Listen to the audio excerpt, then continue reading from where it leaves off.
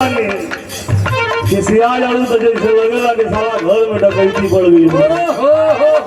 अच्छा हंस दिलू गिरजा भाई तब हंस के भी हंस के बोले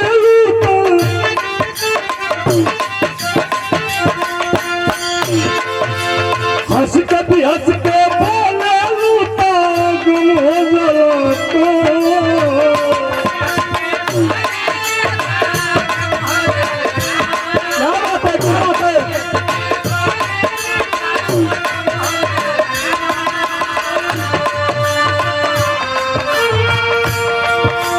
हंस के भी हंस के बोले लूटा गुम हो गया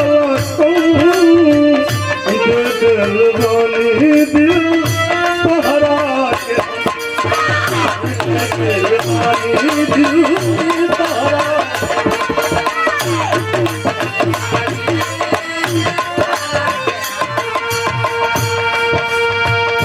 समय बहुत कम हो। हम पहले ही कहने गाँव बदल आए हम एगो स्वर परीक्षण देवे आए गुरु जी के सामने। महाभारत की लड़ाई चल रही थी। अचानक दुर्योधन ने कहा कि आज अवकाश रहेगा। युद्ध विराम की घोषणा कर दिया। अर्जुन कहलन की बाद कुल लड़ाई लड़ ली। हे केशव कहे ऐसा एकांत जगह पर लेकर चलिए जहां मन को शांति मिले। जदुवंश के हंस मुरली मनोहर कन्हैया जब अर्जुन जी के लेकर निकलना तब तक दो गली नीति दुर्योधन ने कर दिया और ऐलान कहा युद्ध विराम की घोषणा खत्म की जाती है और कल लड़ाई होगी लेकिन चक्रव्यूह की लड़ाई होगी। युधिष्ठिर नकुल भीम सहदेव सोचत हों कि चक्रव्यूह की लड़ाई की अगर भेदन क्रिया कोई जानता है अर्जुन के सिवा कोई और नहीं जानता। सोच रहे कैसे सोचा तो डुकू भैया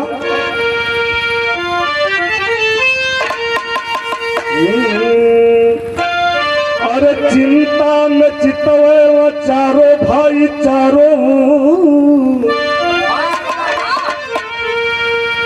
सोच आज चक्रव्यूह कैसे भेदाई धुरंधर न गांडीधारी घर बाय विघ्न भ्रात पात कैसे रंग गाई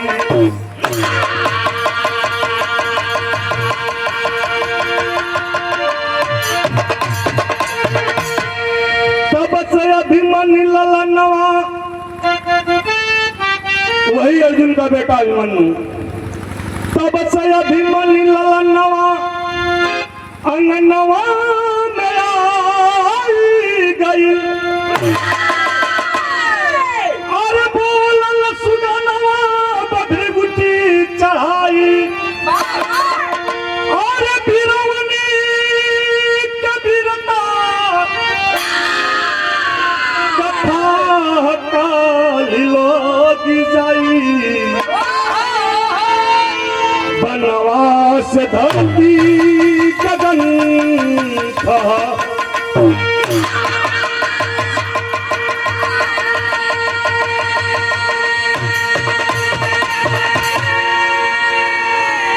बनवास धरती गगन खहराई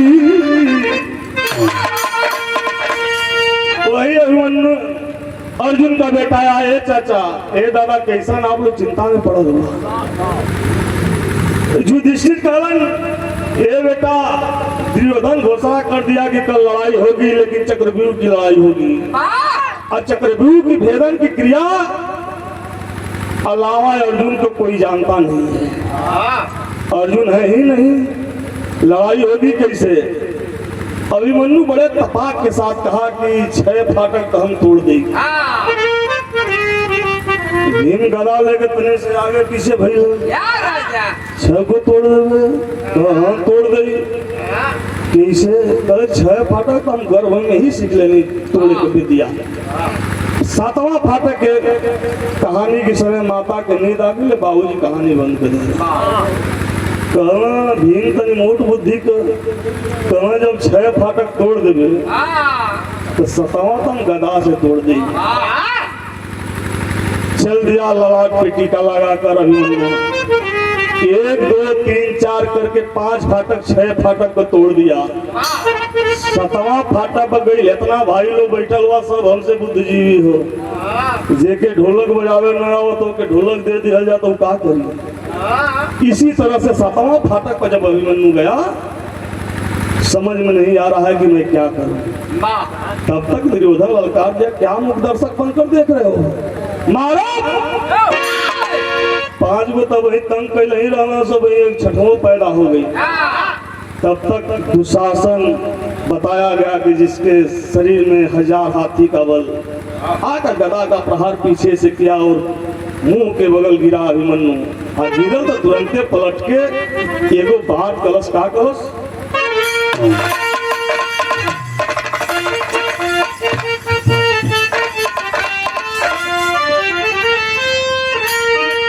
गीत हुए बा, अरे अंग अंग मत माता दहिया, अरे फिर कभी कजना,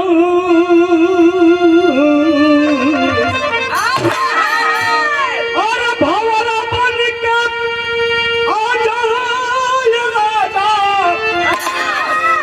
अरे जोई तो मोरे पलंगवा हो, मोरे सजनवा हो, कबले करई पाई मोरे सजनवा हो।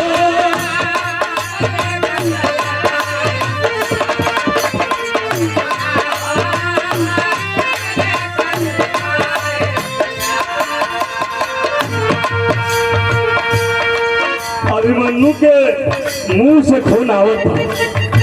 आप पहले नजर के करे के पड़ल गुरु द्रोणाचार्य पर। जरूर अगला पानी घी रस का भाव है, कैसे ढुक गया।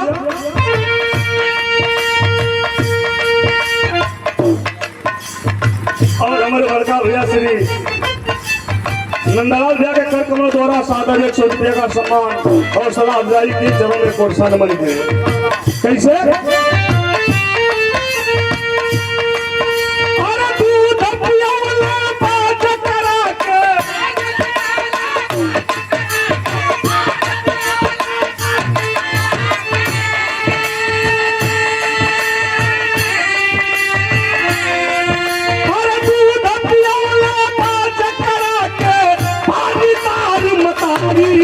समर में आके, समर में आके मरता हो तो लड़ ले तारा भाई, समर में आके मरता हो।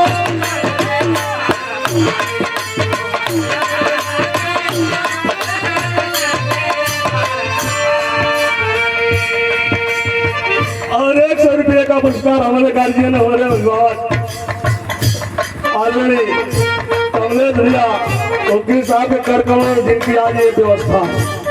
बहुत बहुत प्रणाम करते बैठी प्रभु जी, बहुत दिन के बाद दर्शन मिले।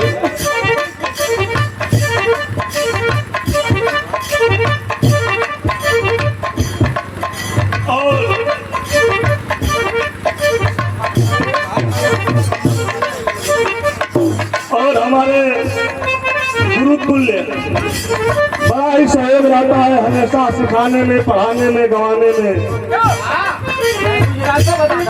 गुजरात तक, बम्बई तक, दिल्ली, हरियाणा तक।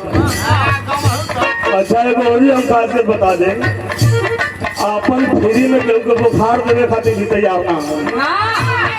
100 रुपया दे हम बड़ा सही महसूस करते, कहीं ना कहीं गीत बेदल। प्रभु जी की पॉकेट से पैसा निकालना मतलब बतड़ी निकालना, बेधी तब से निकली। उस समर में आके, उस समर में आके मरता हो तो लड़ ले तारा भाई, उस समर में आके मरता हो तो लड़ ले तारा।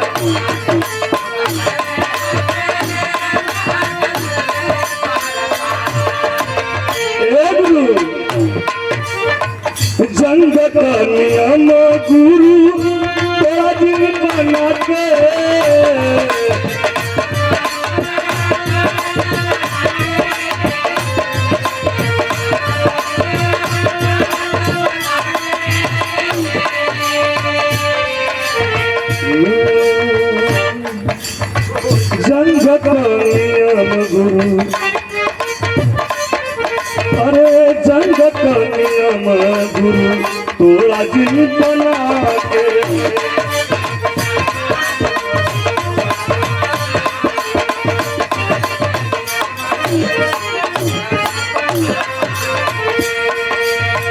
मुहावा से बोला कुछ सिरवा उठा के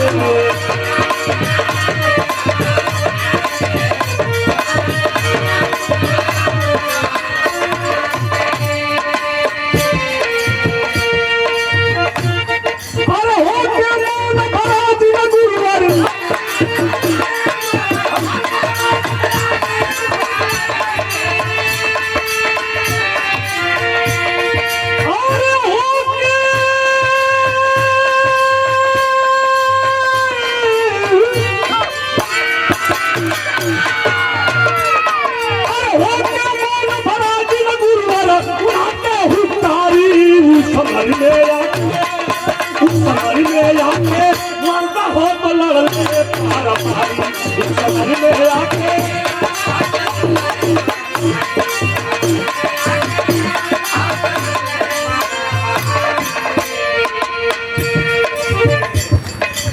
धर्म युद्ध होता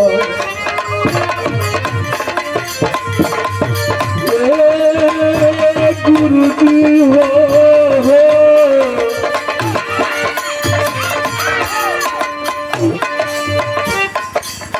धर्म युद्ध होता अधर्म जनी करो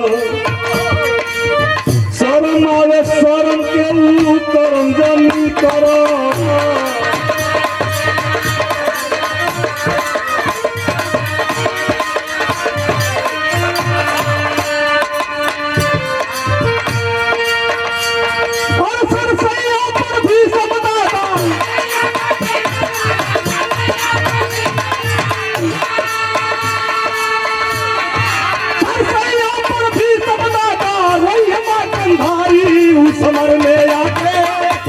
समर में आके माता हो बलले पारा पारी समर में आके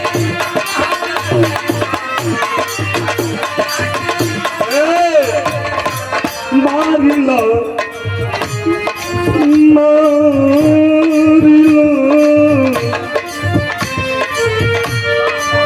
मारिला समर में आके हमके पाई के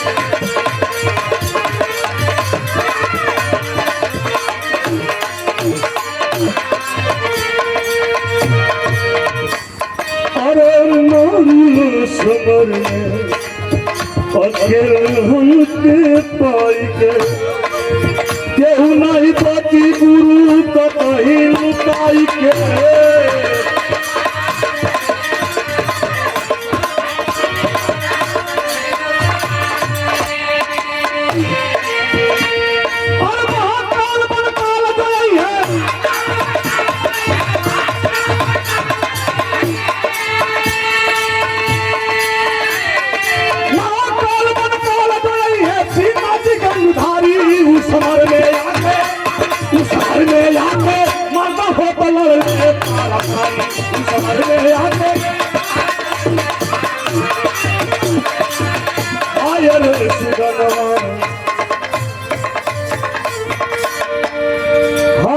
सुगनवा लगल क्या बात अरे हाँ हाय रे सुगनवा फरार होई गई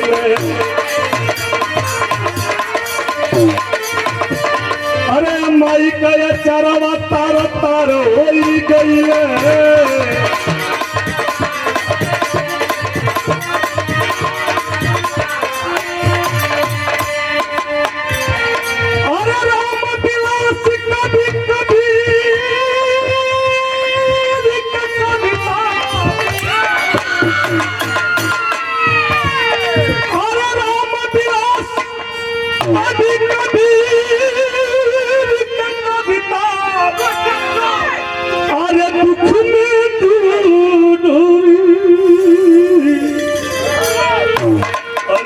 समर में आके